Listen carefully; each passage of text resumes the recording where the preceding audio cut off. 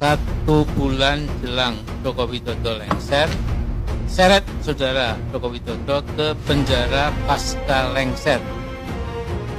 Kekuasaan Presiden Joko Widodo akan efektif berakhir pertanggal 20 Oktober 2024. Itu artinya usia kekuasaan Jokowi demi hukum akan berakhir dalam tempo 1 bulan lagi.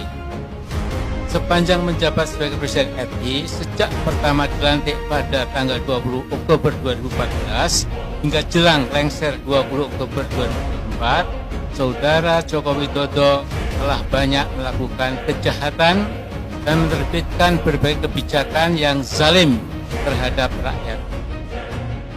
Dengan hal ini aku, ulama, tokoh bangsa, dan aktivis nasional menyampaikan pernyataan sebagai berikut. Pertama, bahwa segala kejahatan dan kezaliman saudara Jokowi telah diketahui dan dirasakan dampaknya oleh seluruh rakyat. Kesulitan untuk menyeret saudara Joko Widodo ke meja hijau bukan karena ketiadaan bukti, namun lebih kepada karena adanya perlindungan kekuasaan dan imunitas jabatan Jokowi sebagai presiden yang membuat segala ikhtiar untuk menyeret Jokowi ke penjara untuk mempertanggungjawabkan perbuatannya menjadi kandas di tengah jalan. Kedua, begitu juga ikhtiar untuk menuntut secara hukum terhadap dinasti politik Jokowi, baik terhadap Gibran Rakabuming Raka, Kaisang Pangarep, Bobi Nasution, dan Kahiyang Ayu. Semua ikhtiar menjadi mentok bukan karena ketiadaan bukti hukum, melainkan karena adanya perlindungan kekuasaan presiden terhadap dinasti politiknya, sehingga upaya untuk menyeret dinasti politik Jokowi ke penjara juga mentok, tak bisa berlanjut hingga ke pengadilan. Ketiga, tanggal 20 Oktober 2024 adalah tenggat waktu akhir kekuasaan saudara Joko Widodo. Setelah itu, saudara Joko Widodo tidak lagi memiliki kekuasaan yang bisa digunakan untuk melindungi kejahatan dirinya dan dinasti politiknya dari tuntutan hukum seluruh rakyat. Tidak akan bisa mengelak lagi, insya Allah. Karena itu, pada pasca tanggal 2 Oktober 2024 adalah saat yang tepat untuk menyeret Jokowi ke penjara dan mengadili dirinya untuk umum, terbuka, ke penjara dan mengadili dirinya bersama seluruh dinasti politiknya di hadapan pengadilan yang terbuka untuk umum, agar seluruh rakyat tahu bahwa setiap kezaliman ada balasannya, setiap kejahatan ada sanksi hukumnya, dan setiap pemimpin yang khianat harus mempertanggungjawabkan pengkhianatannya kepada seluruh rakyat Indonesia.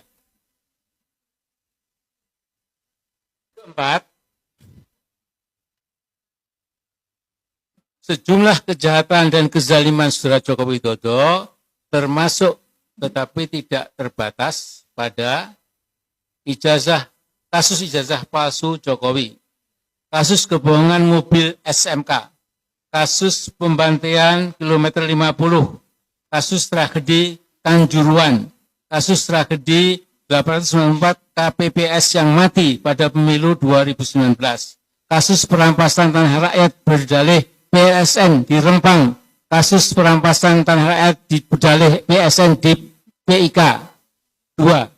Kasus perampasan tanah rakyat berdalih proyek IKN di Kaltim, kasus perampasan hak buruh melalui Undang-Undang Omnibus Law Cipta Kerja, kasus pembungkaman HTI dan FPI, kasus penistaan agama, kasus tuduhan terorisme pada ulama dan aktivis, kasus mendiskreditkan ajaran Islam khilafah, kasus pecah belah umat Islam, kasus pecah belah parpol, dan perampasan kedaulatan partai politik, dan berbagai kejahatan dan kezaliman lainnya harus dibawa ke proses hukum di pengadilan untuk dimintai pertanggungjawaban di muka hukum. Kelima, kasus dugaan ijazah palsu Gibran dan usia Gibran yang belum genap 40 tahun menjadikan Gibran Rakabuming Raka tidak memenuhi syarat untuk menjadi Wakil Presiden Republik Indonesia. Karena itu, segenap rakyat nantinya harus menuntut MPR RI untuk melakukan sidang istimewa dengan agenda memakzulkan Gibran Rakabuming Raka dari jabatannya sebagai Wakil Presiden sekaligus memilih dan menetapkan wapres penggantinya. 6. Kasus dugaan korupsi Gibran dan Kaisang yang telah dilaporkan Ubedillah Badrun di KPK, juga kasus dugaan korupsi Bobi Nasution dan istrinya Kahiyang pada kasus korupsi tambang Blok Medan di Halmahera Timur juga harus diusut tuntas dan menjebloskan seluruh dinasti politik Jokowi ke penjara. Demikian pernyataan disampaikan Jakarta 21 September tahun 2024. Allahu Akbar.